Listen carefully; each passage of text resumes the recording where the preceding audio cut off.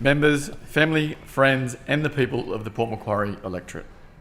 I respectfully acknowledge the traditional custodians of the land we meet, the Gadigal people of the Eora Nation, and pay respects to the Biripi peoples of the Port Macquarie electorate. I pay respects to their elders, past, present and emerging. We are privileged to live amongst the world's oldest continuing living culture, a source of enduring pride and wisdom. It is with deep humility and immense pride that I deliver my inaugural speech in this House. Thank you, Mr Speaker, for this opportunity. It is an honour to be allowed to serve the people of the Port Macquarie electorate, a beautiful part of New South Wales that I'm lucky to have called home for more than 3 decades. I'm also keenly aware of the responsibility this office holds. The electorate is vast, from Lord Howe Island in the east to Harrington, Coopanook, Moorland and Johns River in the south, the farming hinterland of Hannam Vale and Kendall in the west, through to the coastal areas of Laurelton, Bonny Hills and Lake Cat-Eye, to the larger northern centre of Port Macquarie. It is a strong, vibrant and growing community, a region of remarkable natural beauty, resilient people and boundless potential. It is also a community of contrasts, where new developments meet historic natural landscapes, where tradition blends with innovation and where regional values underpin a vision for future prosperity. I am grateful to my colleagues, volunteers and every member of the community who placed their trust in me to bring their voice to this House. I especially want to acknowledge Leslie Williams, the former member for Port Macquarie, who is in the House today, and has served our community with passion, integrity and tireless dedication for over 14 years. Leslie's record as a local member, minister and shadow minister across various portfolios speaks for itself. With the assistance of her late husband Don, for many years she's been a true champion, leading by example, devoted to service and always putting the community first. If I had $1 for every time someone said to me, "You've got big shoes to fill," I might have afforded myself a good pair of heels and perhaps some runners too, to try and keep up with Leslie's sense of style and pace. Leslie was the founding head of my campaign team, and Todd Lynch stepped up into the role minutes after stepping off a long-haul flight and led the campaign alongside Justin Levito, Jeff Gillespie, my wonderful wife Kate, Chris Stone and his dedicated Liberal headquarter team. I owe them, our branch, President Terry McDermott, members and the entire campaign team a deep debt of gratitude. Their tireless efforts, experience and spirit were instrumental to our success. I extend my immense gratitude to our Liberal leader Mark Speakman, who walked with me countless times on the campaign trail and went above and beyond, including joining me on a few Sunday morning 5-kilometre park runs. Actually, the real story is that he asked me to go on my first park run and my legs are still recovering. I probably really do need to invest in those good runners, don't I, Leslie? Mark, I'm indebted to you for your support and guidance. Thank you to our Deputy Leader Natalie Ward, Aileen McDonald and my many Liberal Party colleagues, including David Begg and Chris Rath, for their valuable support and encouragement throughout the campaign. I'm also grateful to the many volunteers and staffers who generously gave up their weekends driving to and from Port Macquarie to assist the campaign. Your dedication and commitment are second to none. We met people on their doorsteps, heard their stories and gained a better understanding of their hopes, aspirations and their challenges. Over the past few months, you have taught me that campaigning is not just a political exercise, but a human one. Fortunately, after 32 years of living in the Port Macquarie electorate and for many years of involvement in business, sport and volunteering, I was able to call upon many friends to assist at pre-poll and on election day across 27 polling booths. Their support was overwhelming and heartwarming. It showed me how deeply personal politics is and how every vote is not just a number, but a story, a belief and a hope. A special thanks to my mum, Pat Dwyer, my mothers-in-law, blessed to have two, Lee McKinnon and Isla Atchison, my father-in-law, Don McKinnon, and cousin Peter Jenkins, who spent hours working on the booths and enjoyed a few good-natured, cheeky verbal spars along the way. Mr Speaker, while I might be the new kid on the block, I'm blessed with an excellent team in the Port Macquarie electorate office with Terry Sara, Elaine Schofield, Lynn McWhirter and Chris Bourne. They work tirelessly for our community. Together, they have over 55 years of experience with the New South Wales Parliament, so rest assured the people of Port Macquarie electorate are in safe hands. Mr Speaker, my journey here has not been a straight path. In 1993, after completing a Bachelor of Business and many part-time jobs, I began work at the Laurelton United Services Club. Initially, I just hoped to save enough to travel the world. With a degree in hand and the world at my feet, I thought I had all the answers. Fortunately, Margot Bryant, who I believe is in the gallery today, had other ideas. Margot, who had worked internationally with PricewaterhouseCoopers and served 16 years as the club's finance manager, taught me lessons in life and how to run a business through administration that have stood me in good stead ever since. After saving enough, I travelled to Japan to work as a ski instructor for a season, but I returned home, and many thanks to Margot's guidance, by 26 I was appointed finance manager, and by 30 I was proud to be appointed the general manager, a role I would hold for the next 24 years. I've had the privilege of working with over 100 different community groups and organisations, from Legacy to the Camden Haven Redback Soccer Club. Through this, I deeply understood that strong communities are the foundation of a strong society. My community involvement extended beyond work. I've been a lifesaver since 2006, a nippers manager, a junior cricket and soccer coach, a life member, player and coach for the Camden Haven Hockey Club, chair of the Slice of Haven, the Fine Food and Wine Festival since 2008, treasurer of clubs New South Wales Southern Sub-Region, past president and vice president of the Great Lakes Club Managers Association, and proud patron of Community at 3 and Legacy, amongst other organisations. Leading an award-winning business with 2 venues that turn over $15 million annually, employing 80 staff and maintaining a golf course, bowling greens and a services club while navigating the regulatory requirements and protecting vital community assets was no small feat. And I could not have asked for a better board of directors and team over the years. I'm so grateful for them. Their belief and support were amongst the first and strongest I received when deciding to stand for public office. And I thank them. The challenges we faced, whether fires, floods or storms, revealed the true character of our community and the importance of clubs in it. During the 2019 bushfires and the 2021 floods, the Laurelton United Services Club became an emergency evacuation centre, sheltering over 400 people and 65 pets, from birds to dogs to lizards, and we even had a cow visit. And that was for 4 nights. For those who can recall those dates, that was indeed during the COVID pandemic. In those moments, I saw firsthand the extraordinary outcomes possible when locals, community groups, volunteers and government work together selflessly for others. That spirit is something I will seek to harness for all of the Port Macquarie electorate. With that foundation, let's turn to the road ahead, the challenges we face and the work to be done. Our region has experienced extraordinary growth.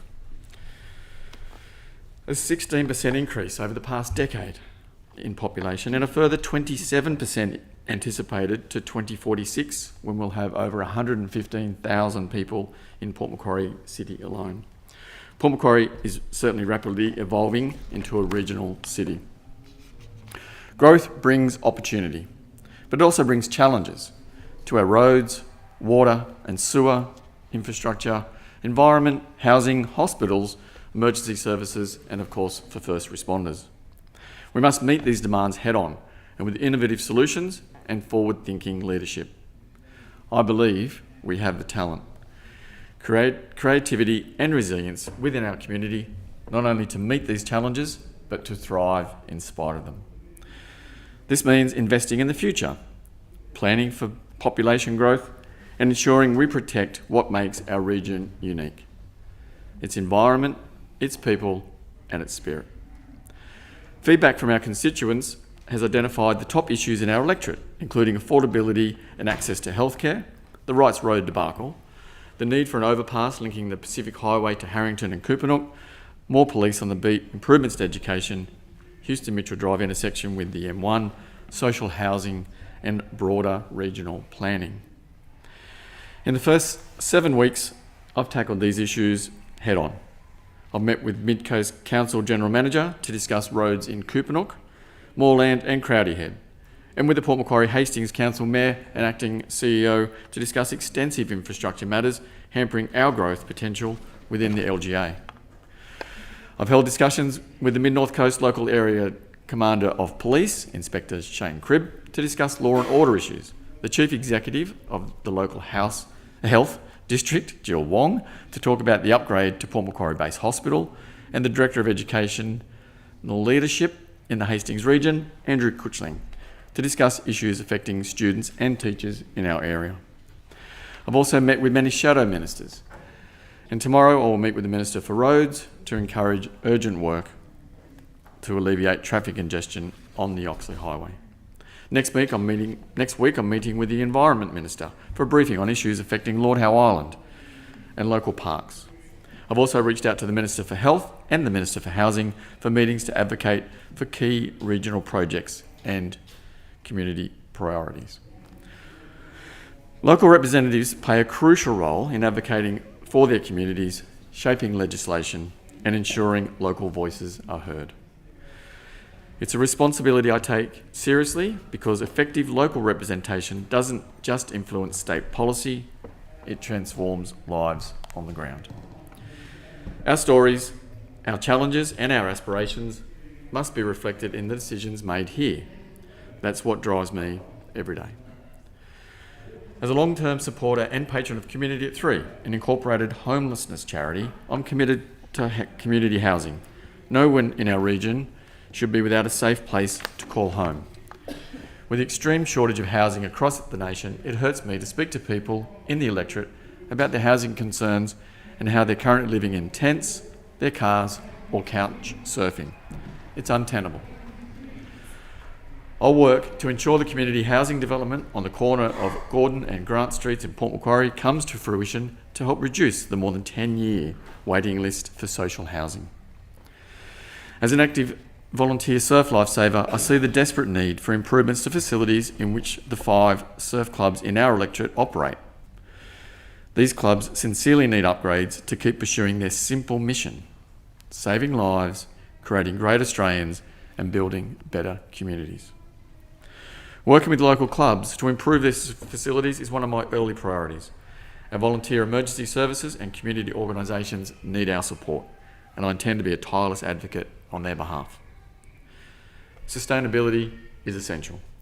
During my time at the Laureate United Services Club, we lifted our Ecotourism Australian Sustainability Scorecard from 60% to 89% in 18 months. I understand the importance of continuous environmental improvement and am committed to preserving the natural beauty that makes our region so special. Sustainability also extends to many aspects of life and building solid regional communities, such as how we manage growth, plan infrastructure, and empower local innovation. We know that meeting the challenges ahead will require a strong collaboration across local, state, and federal governments. I'm committed to being a fierce advocate to ensure the Port Macquarie electorate remains a wonderful place to work, nurture innovation, live, and raise a family. Mr. Speaker, I have long been drawn to the values of the Liberal Party, the inalienable rights and freedoms of all people, a government that nurtures and encourages its citizens, parliamentary democracy, a just and humane society, equal opportunity and tolerance, the encouragement and facilitation of wealth creation, the preservation of Australia's natural beauty and environment for future generations, belief in free individual freedom and free enterprise. But I also recognise that every member of this Parliament, regardless of party, shares a fundamental commitment to making New South Wales a better place. If we stay true to that ideal, we can achieve great things together. Mr Speaker, my family is my world, and they have been my rock throughout this journey. My wife, Kate, has deep roots in our region through her work, community engagement and volunteering, and was my number one booth captain. Our wonderful children, Flynn, Jim and Neve, who have grown up in Port Macquarie, have been involved in school activities, sport and community service, spent many hours handing out at the booths, encouraging people to vote for Dad. Thank you. You're amazing and a constant source of inspiration. And my family history, like all, have shaped me.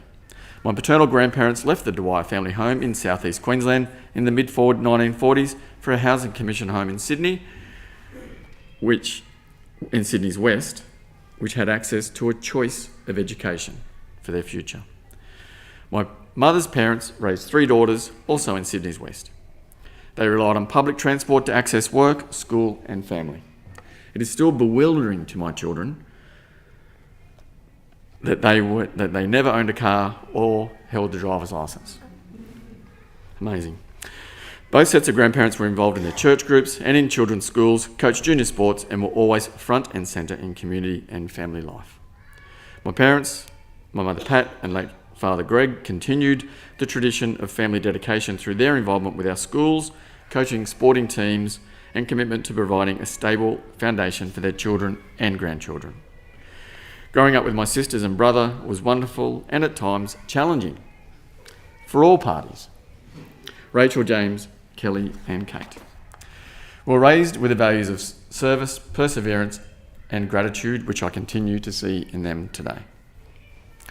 Losing my brother James when he was just 16 years old taught our family that life is not a dress rehearsal. Every moment matters. As poet Mia Angelou said, life is not measured by the number of breaths we take, but by the moments that take our breath away. For all these experience, Mr Speaker, I learnt that the true measure of success is not titles or accolades, but what you give and what you help others become. Whether it is seeing young nippers grow into lifesavers or junior staff become leaders, those moments, amongst many others, have inspired me to do better, be better, and to always give more than I receive. That is why I stand here today, to contribute, to give back, to help Port Macquarie electorate and New South Wales achieve even greater things. The New South Wales Liberals stand not just for one community, but for all who believe that regional voices matter, that public service is a noble calling, and that real change begins with listening. I know the journey ahead won't always be smooth. There will be storms, there will be differences and setbacks. But our destination, a stronger, fairer and more vibrant future, remains unchanged. Together, with humility and determination, I believe the New South Wales Liberals can shape a future that honours our past, addresses the present and builds a legacy for future generations. I'm excited to be part of that future for our state. Mr Speaker, I am grateful to my family, friends and Liberal Party colleagues, countless volunteers and every member of my community who placed their trust in me. I will not take their trust or belief in me for granted. I promise to listen, I promise to work hard, I promise to be a strong voice for our community, and above all, I promise to serve. Thank you.